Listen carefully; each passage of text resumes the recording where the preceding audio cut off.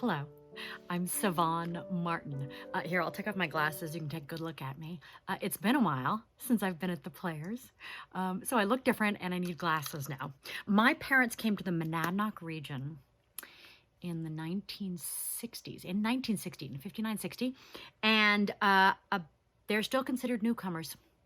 And I was born about 10 years later, and I grew up coming to see shows at the Peterborough Players. I'll never forget it. I'll never forget dressing up to go to the theater, the mosquitoes, and the magic of the shows. It imprinted on me when I was young. My parents became good friends with Sally and Bob Brown. They encouraged me to ask if I could come and work at the Players, and I became the youngest apprentice at the age of 14, and I ended up becoming a professional actor and having the great honor of performing on the Players stage for 10 seasons. And here I am back, actually in Hancock in my parents' house. I'm in the basement right now because it's a hot summer day in the Monadnock region. And I'm in the cool basement so that I can read to you from our playhouse and share some of my memories. I'm reading the chapter called Interlude, the daily life. And it's the daily life at the theater for everyone who worked there, and the interns and the actors. And so I'm going to be sharing some of my memories too. And it's so delightful to think back on all the times that I've had at the Players at this crazy time. Because I would say one of the similarities is that we find ways to come together and be creative, however we need to. And that's true even now, as we're socially distant. The Players has created this wonderful platform for me to connect with you, for you to connect with my memories, and everyone else who's brought so much to the Players. So I'm very excited to be part of this crew. Okay, enough about that. Here we go. The daily life. So there's a quotation right at the top of the chapter from Edith Bond Stearns, the founder. People don't get over Peterborough easily. True enough about me. So every spring, around the beginning of June, EBS and the rest of the Players' entourage wintering in New York packed their bags and trunks in preparation for the grand exodus out of Gotham and back to Peterborough, where they opened up the theater for the summer.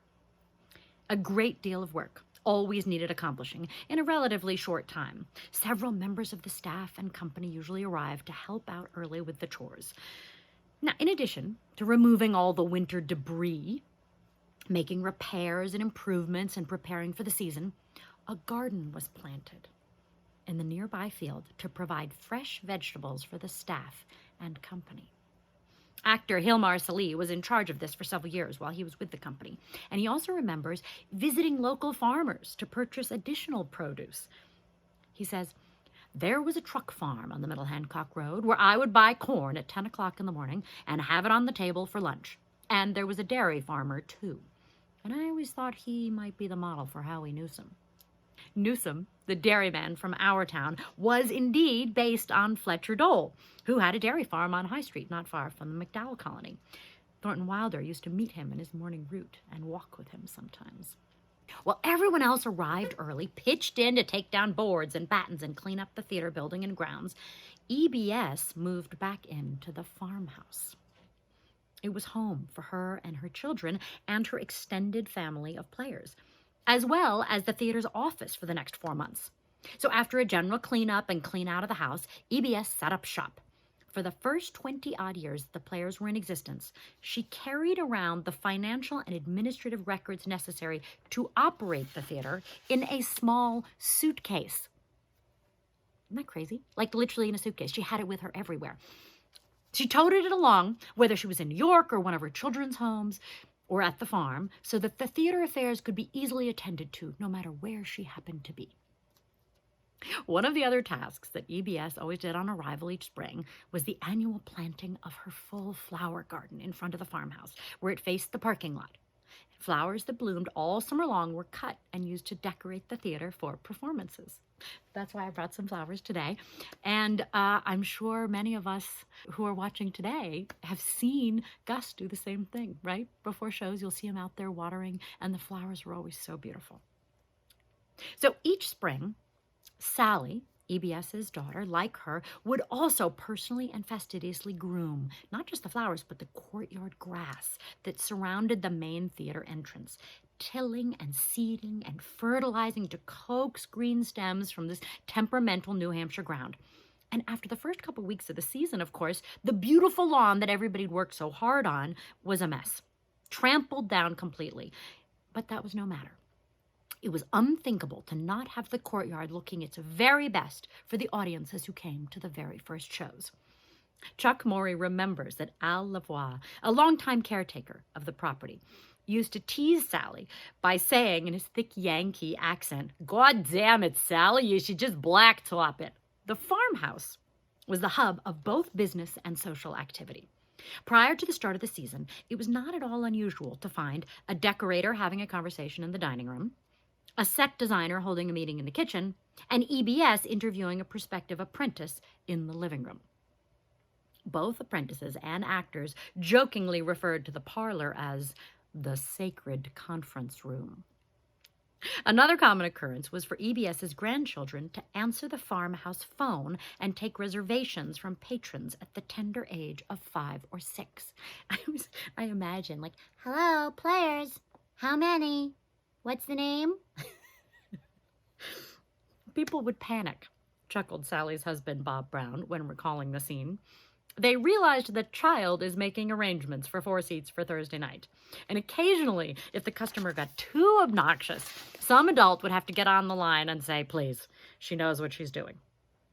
In fact, up until the mid-1970s, there was only one phone, the Browns' personal line. And as Sally's daughters, Drusilla, Beth, and Lulu, became teenagers, it became a source of tension. Chuck Morey recalled, "I remember standing at the payphone, that was the only other phone, off the corner of the old box office, with a handful of quarters, calling New York, trying to arrange something to be shipped to Peterborough that we were desperately lacking, and thinking, this is ridiculous." Finally, they put in a second line. Now, EBS's residence was so much a part of the players' activities that anything and everything in the house, with the exception of her bed, could be taken into the theater for use as a prop. And the dining room table emerged as the center of life, as Ibby put it. We talked and talked and talked there. It was around the dining room table that EBS held the opening night gatherings for actors and apprentices, and sometimes she invited patrons who attended that evening's performance to join them. Okay, so now I remember when I was a kid and we'd go see shows, and Sally would always come over and say hello, and then we would get the tap. So she'd say, "Why don't you stop by the house after the show?" And you always felt very lucky. You didn't always get it. It sort of depended on who was going to be there that night. But she'd welcome us to stop by the house. And the apprentices would be there. The actors would come by once they'd taken off their costumes and makeup. And that's where the most important conversations happened. You'd hear what old players were up to. There was always great discussion about the news of the day. And it's where, when I was an apprentice, also, where you got your education about the world and where you made lifelong friends. It's one of the ways that my parents met all their friends in the Monadnock region was around Sally's dining room table. Now, EBS had one firm rule concerning those opening night parties and any other social gathering at the farmhouse. No alcoholic beverages were served while she was present. This prohibition extended to the concession stand for performances. EBS's Christian Science faith and firm belief in observing social propriety and proper behavior was especially felt by new apprentices during their orientation. Soon after their arrival at the Stearns family farm, students would be assembled for a lecture on the do's and don'ts. There's no mention in the historical record of any apprentices or actors having committed any serious violation of town ordinances, but that doesn't mean they all observe the rules entirely. Now, when I was an apprentice, I do remember people getting some speeding tickets. Chuck Morey remembers that in the 1970s and 80s, there were several late-night calls, following which Bob or Sally or Ellen, Dinerstein, managing director after Sally, went down to bail someone out. One of the more serious cases occurred when Ellen herself needed to be bailed out in 1971 as a result of her arrest of being stopped at 4 a.m. while driving home from strike night activities. She was charged with driving too slow. So here's the detail that I loved in this. Carl and Virginia Shapley, who housed apprentices and actors for years, came downtown with cash to get Ellen out. And bail bondsman Larry Bishop, already at work in Noni's restaurant baking donuts, walked across the street wearing his white baker's outfit and his hands still dusty with flour to take part in the bail proceedings. The professional company was typically in rehearsal by late June, after they'd opened the theater up and everything had gotten going. And then the apprentice group arrived by June 30th, promptly. In 1940, actors received room and board and were paid $20 a week. Many of the actors and apprentices who arrived for their first season with the Players came away with distinct and lasting impressions of EBS, and later of Sally, when she led the theater. Longtime player Robert Alvin remembered EBS as being very much in the present. She was a practical driving woman. She could be whimsical, but she was down to earth. This theater was her life. For her, the Peterborough Players was the theater, the only theater. Actor and business manager Colin Craig, who, I have to pause to say, when I was an apprentice, there were two people who really took me under their wing. One was Lulu Brown. She was the technical director at the Peterborough Players when I arrived, wearing a hammer holster with a hammer in it. And she taught me everything I knew. And the other one who really took me under his wing was Colin Craig. He was the father of daughters, and I think he saw in me a young woman who was a little young to be there with all the actors and other apprentices, but he would advise me occasionally. You remember when he was introduced to EBS on the first day of rehearsal? She was a remarkable woman who knew what she wanted and strove toward that goal. A woman of many words and yet few words. She was very concise, but she wasn't abrasive. She was warm. I can so imagine Colin saying that. She also had an excellent sense of timing. Now, James Whitmore, who began his distinguished career at the Players in 1947, remembers a rehearsal in which one actor and the director were on the verge of physical combat. And all of a sudden, Mrs. Stearns walks in and announces, "There's hot cherry pie for everyone in the farmhouse."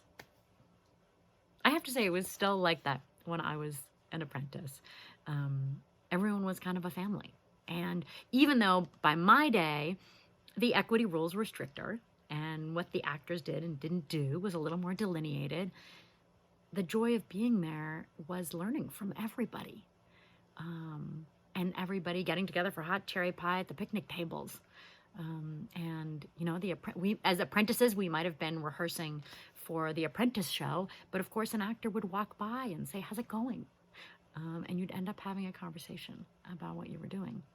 And that was extraordinary about the Players. There were very few other theaters still to this day where that happens. EBS was famous for her adamant stance against being photographed, but it was consistent with her desire to shun the limelight. She would not consider public appearances and refused to make a speech. She strongly believed that the theater and its identity was never about her.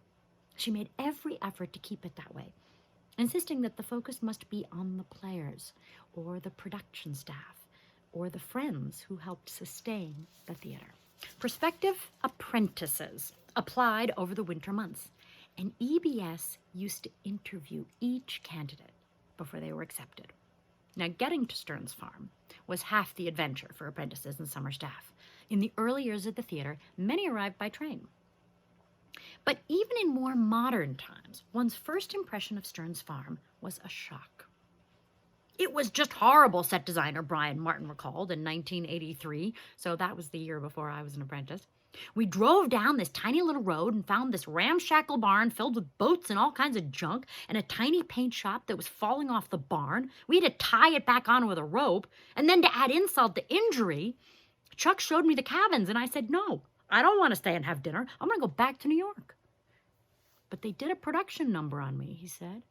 "No liquor was served, but by the end of the evening, I was intoxicated. Sally asked me about myself and told me the history, and by the end of the evening, I was ready to give it a shot. And it's one of those things that you look back on and feel grateful."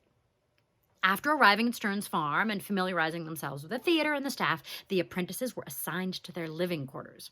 Young women stayed in Kendall Hall or at the manse house in Peterborough, and the young men usually all stayed in the small cabins located at Stearns Farm behind the farmhouse. EBS assigned a house mother to stay with the women, and usually a tenured member of the junior company. Now, several of the small cabins on Stearns Farm in which the men bunked were obtained from the defunct Mary Arden Theater grounds, disassembled and moved down the road, where they were re-erected in the field on the south side of the farmhouse. There was a small outbuilding that was used as a lavatory and a shower facility. There was no plumbing or running water available, so a large water reservoir was installed along with a gravity feed pipe and nozzle to form a makeshift solar-heated bathing area. Okay, I have to pause here because technically most of those cabins were gone by the time I was an apprentice. But it just so happened that I ended up living in one of the only 2 cabins that were left. There was no plumbing. We still had this crazy shower reservoir system, and the water was ice cold. Ice cold. So the only shower was outside, and it was freezing. But I survived. An ice house and what's called the summer house rounded out the compound's facilities. The ice house served as a refrigeration for the company's food supply, and apprentices hauled chunks of ice up to the concession stand on performance nights in order to keep the soft drinks and milk cold. The summer house was a covered frame, screened-in enclosure located in the center of the compound, where the apprentices and actors ate their meals. Now, that was still there when I was an apprentice in '84, and that's where we'd all go and have our lunch and sometimes our dinner in that screened-in porch. It's right next to the farmhouse still. Now, according to Maury, in the late 1960s and 70s, they also frequented the fountain at Meyer Goldman's Village Pharmacy right in town. Mike often kept his store open late when there was a performance so that both the players and guests would have an opportunity to enjoy some light refreshment and food after the show. One late Saturday night near closing, long after the regular customers had come and gone, a few actors showed up wanting to buy food for takeout. It was only during the casual conversation with them that as Mike prepared their order that he discovered the apprentices had to stay up all night for set strike and change over to the next production. So after each production, when the curtain comes down closing night, the whole company moves in and works on taking down the lights, taking down the set, cleaning out the dressing rooms of all the costumes, what's called striking everything. And in my day as an apprentice, we also had to strike all the chairs from the theater because that's where we would work. And actually, to this day, you still have to strike them to get to the lights. So Mike discovered that this was happening, this all-night work. And thereafter, for many years, 4 times a season on each Saturday strike night, Mike and his wife Florence showed up with food and coffee. At 11:30 or 12, when the apprentices took a break between striking the old set and putting up the new one, absolutely free of charge. After the 5th and last show of the season, Mike and Florence didn't bother to show up. They knew the crew would shut down early and go home to get some much-deserved sleep.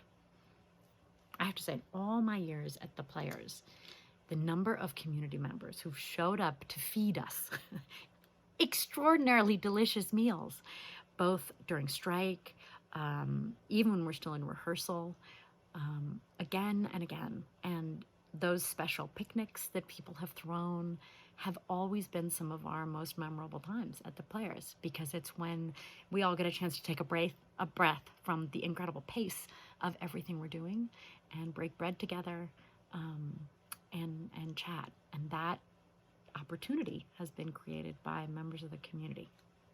Some of my favorite times. The apprentices' day would start in earnest after breakfast. During the early years of the theater, primarily during the 30s and early 40s, the students had a full day of classwork, movement exercises and lectures, along with rehearsal time for the 2 plays performed exclusively by the Apprentice Company. Although allowed by EBS, students were not required to participate in the technical work of the theater, and they would only sometimes appear in the professional company shows, usually with walk-on or bit roles. Now, you realize that changed over the years. Now, the interns do all the technical work in the theater. So the mornings are reserved for classes and rehearsal of their own shows. And then all the rest of the day is working on the main stage, tech and box office and costumes and everything else. Rosanna Cox remembers distinctly her first stage appearance when she was 15 years old, living at the manse in Peterborough, watching the much older girls getting dressed up for dates or to go dancing at the country club. Okay, we didn't have time for that when I was an intern. She wasn't old enough to be part of that scene. In spite of the house mother's efforts to placate her with trips to town for ice cream or movies, she recalls, I became withdrawn in class, whispering my lines during the apprentice play rehearsals, secretly wishing to somehow show them all. And on opening night, I so embellished my part of a maid, she had a part in the main stage show, overturning a wastebasket and mounting it to dust the chandelier, loudly humming a tune, wringing out my dry mop, etc., that I got a big hand coming off stage. But I had a long talk with my teachers about that outrageous performance. And to tell the truth, I'd climbed out of my adolescent doldrums to become a close member of the group that I mistakenly felt had left me out. Some of them became friends for life. The tasks required of apprentices outside of their classwork and rehearsing for shows were typically such things as cleaning up the courtyard or the theater before and after shows or running errands. The pure training and teaching aspect of the students' curriculum was very much publicized by EBS to potential candidates, as it was a marked difference from most other theater schools operating at that time, which often chose to have their students spend a considerable amount of time working on the production of the main shows in lieu of classes. By the late 1940s, EBS had modified the apprentices' role, and they were often assigned to help with backstage jobs to handle the increasing workload of producing more demanding shows. They might build props and costumes, help with stage managing and sound effects, and paint scenery. They were also expected to help out with many front-of-house tasks, such as taking tickets, answering the phone, selling beverages during intermission, and ushering. And it was an apprentice's job to grab a car, make the circuit around town, hanging up posters. While this change in policy sometimes cut into available class time, the emphasis of the program remained teaching and learning. Indeed, the quality of education gained from on-the-job training in these assignments was probably as good or better than it could have been achieved in a classroom atmosphere. Apprentices had more leisure time available for recreation in the early years, mainly because there was less work expected of them outside their class assignments. And this would change as more responsibilities and demands were placed on them, to the point where 12 to 14-hour days of solid effort were not uncommon. That's the way I remember it. In 1970s-era New York Times story on the Players' apprentice program stated, they wash and paint the flats, construct and paint scenery, sew, wash, and iron costumes, rake the grounds, and do enough sweeping and mopping to justify a dozen theatrical Cinderella stories. Many apprentices thrived on the demanding schedule, with one enthusing, this is an amazing place to work. I work 15 hours a day, go to bed exhausted and depressed, and then come right back to it. It sounds crazy, but I love it. In fact, I came 2 weeks early to start the season. It's because you really are included in everything. The actors talk to you. There was always time for play in the 70s and 80s, said Chuck Morey. Late night skinny dipping, barbecues, softball games, or monadnock hikes on the days off. But most particularly, almost every night, a gathering around the dining room table after the show and talk and drinks into the night. The best nights were when old Peterborough players from decades past came to visit, and the stories began to flow. In addition to the recreational activities that apprentices managed to enjoy during their precious leisure time, they also made several trips each season to perform at local organizations in Peterborough. Marion McDowell extended a standing invitation to EBS and her apprentice company to visit her on the colony grounds at least once every summer. The students performed scenes from their professional productions, or an entire act from their own plays for Mrs. McDowell and the colonists in residence. If they had time for a pair, they would also perform small song and dance routines. Similarly, EBS and the apprentices were invited to perform at the annual program the Peterborough Golf Club directors every summer. And the professional actors were also engaged in this community outreach effort, accepting invitations from local organizations such as the Rotary Club and the Lions Club to present interesting aspects of stagecraft and production technique, as well as perform vignettes from upcoming productions. I remember when we did a production of Romeo and Juliet, and we went down and did scenes in the center of town. We performed some of the staged sword fights with swords that had been forged at the Players, and showed them how the fight choreography worked. It was lots of fun. Like almost all theaters, it was common practice for former company and staff members to refer talented individuals to the Players, and EBS certainly welcomed the suggestions. In addition to the professional correspondence between EBS and her extended family to discuss prospective plays or personnel, there were many letters written to EBS over the years to express profound appreciation for the opportunities extended to them, as well as their recollection of what a meaningful experience it was to be involved with the players. To close, a handwritten August 1955 letter to EBS. Mary Wildhack Hansen, a director with the players during the 1942 season, wrote the following. Dear Mrs. Stearns, I can't ever fully thank you for letting me come to Peterborough. There is some quality about Peterborough that I have never experienced in any other place, a feeling of really being home. You and your wonderful family are responsible for 90% of this atmosphere. Again, I can never express my complete gratitude. All love, Mary. I hope you've enjoyed. It's such a wonderful book. It's so fun to reminisce. My love to you all, and may we all continue to be creative in creating new performances on new stages until we can meet again at the Players.